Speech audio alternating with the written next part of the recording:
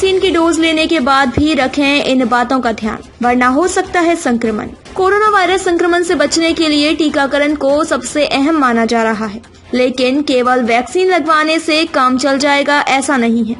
Vaccine लेने के बाद भी आपको कई बातों का ध्यान रखना होगा, नहीं तो आप संक्रमण की चपेट में आ सकते हैं, क्योंकि कोरोना वैक्सीन लगवाने के कुछ हफ्ते बाद हमारे शरीर में प्रतिरोधक क्षमता बनती है, तत्काल नहीं।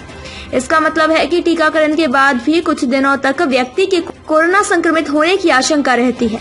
इसलिए टीकाकरण के बाद भी प्रमुख एहतियाती उपायों का पालन किया जाना चाहिए। खासकर सार्वजनिक स्थानों पर मास्क पहने रखना, हाथ की सफाई, सोशल डिस्टेंसिंग का पालन करना बहुत जरूरी है। वैक्सीन लगवाने के बाद अगर आपको हल्का बुखार, शरीर में दर्द और थकान जैसा महसूस हो रहा है तो इससे घबराने की जरूरत नहीं है। बुखार और शरीर में दर्द टीकाकरण के सामान्य प्रभाव होते हैं। कोरोना ही नहीं, किसी और बीमारी का भी टीका लगता है तो कुछ लोगों को बुखार जैसे साइड इफेक्ट देखने को मिलते हैं। यह दिक्कत चंद दिनों तक रहती है और फिर स्थिति सामान्य हो जाती है। वहीं विशेषज्ञों की माने तो भारत में टीकाकरण में इस्तेमाल हो रहे दोनों टीके कोवैक्सीन और कोविशील्ड पूरी तरह से सुरक्षित है। वैक्सीनेशन के पहले इन बातों का ध्यान रखें। टीका लगवाने से पहले भी लोगों को कुछ बातों का ध्यान रखना जरूरी है। टीका लगवाने वाला व्यक्ति अगर पहले से कोई दवा खा रहा है या फिर उसको कोई दिक्कत है तो वो पहले डॉक्टर से परामर्श लेकर टीका लगवा सकता है। टीका लगवाने से पहले अच्छी तरह से खाना खा लें और कोशिश करें कि नींद पूरी हो।